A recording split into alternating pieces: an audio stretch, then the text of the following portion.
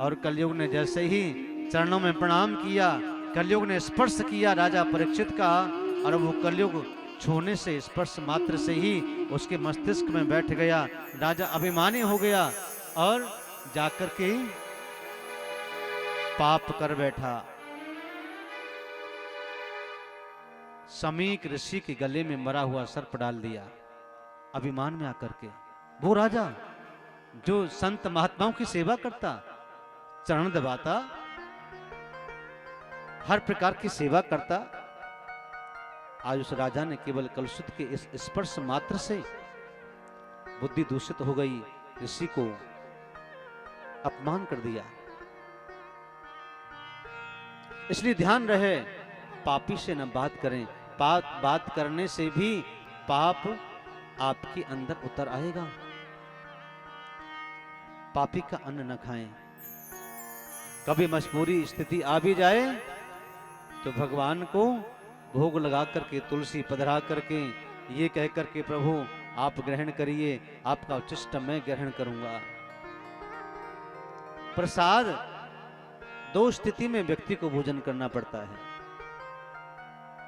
या तो खिलाने वाले का बहुत प्रेम हो, नहीं साहब एक और ले लीजिए, एक और ले लीजिए, एक और ले लीजिए, अभी नहीं एक और लो बस, क्योंकि जो खाएगा वही खिला सकता है।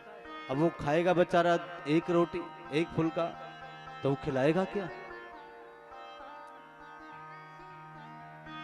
सामने बैठ जाओ, प्रेम से, व्यवहार से, मनोहार करके भोजन कराओ। ऐसा नहीं भोजन दे दिया बस खाओ और चाहे मत खाओ, हमारी ड्यूटी पूरी, ऐसा नहीं, ये अपमान है। भोजन दो स्थिति में किया जाता है, या तो बहुत भूख लगी हो, या कोई मनोहार करके भोजन करा रहा हो, तो आपको भोजन करना चाहिए।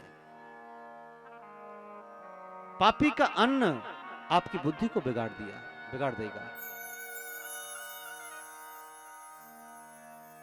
भगवान का वो भक्त राजा परीक्षित केवल स्पर्श मात्र से कलयुग के एक पाप कर बैठा, संत अपराध। समीक ऋषि अपने समाधि में थे और समाधि में बैठे बैठे राजा का कुछ कहना, कुछ बातें सुन नहीं पाए, मरा हुआ सर्प गले में डाल दिया। समीक ऋषि का पुत्र आया सरंगी ऋषि, जब ये देखा कि मेरे पिता के गले में मरा हुआ सर्प डाला है, ये किसने डाला है? वहां के और अन्य ऋषि कुमारों ने बताया कि राजा परीक्षित आए थे, अभिमान में क्रोध में आकर के ये मरा हुआ सर्प यहाँ पड़ा था, आश्रम के बाहर अपनी बांट से उठाया और ऋषि के गले में डाल दिया। पुत्र भला पिता का अपमान कैसे सहे? और वो पुत्र नहीं जो अपने पिता का अपमान सह ले, वो पत्नी नहीं जो अपने पति का अपमान सह ले। पत्नी चाहे अपने पति से कुछ भी कह ले, लेकिन किसी और से नहीं कहने देती।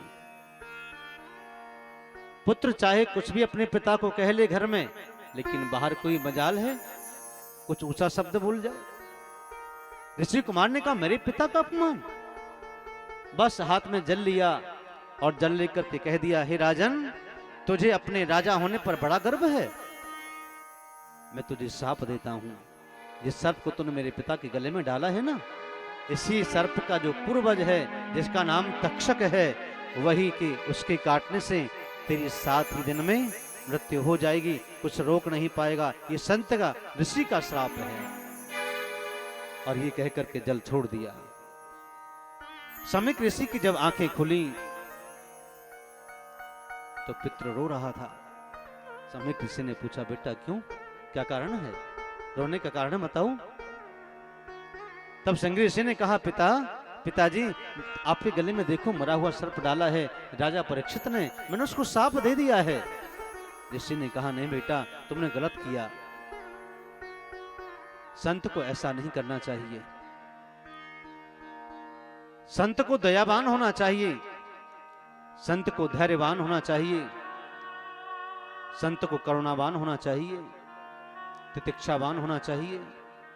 ये अच्छा नहीं किया कि नहीं पिताजी, मैं आपका अपमान नहीं सह सकता, अब मैंने जो दे दिया साफ दे दिया, जो बोल दिया। जो ब्रह्म वाक्य जनार्दनम, संत की ब्राह्मण के मुख से जो ब्राह्मण वचन निकल जाए, तपस्वी के मुख से निकल जाए, वो सत्य होता है। भगवान अपने भक्त को बचाने के लिए क्या क्या नहीं करते। जब राजा परीक्षित ने जाकर के मुकुट उतारा, एहसास हुआ कि आज मैंने एक ऋषि का अपमान कर दिया, मुझे धिक्कार है, मुझे सजा मिलनी चाहिए, मैंने अच्छा तो नहीं किया। मुकुट को उतारा, अपने पुत्र जन्मेजय को राजगद्दी पर बिठाया और स्वयं चला आया गंगा के किनारे पर, बट वृक्ष के नीचे वही सुखताल है। सब्सक्राइब करें रामकृष्ण शास्त्री जी के YouTube चैनल को और हमारे वीडियोस को सबसे पहले देखने के लिए बेल आइकन को दबाना न भूलें।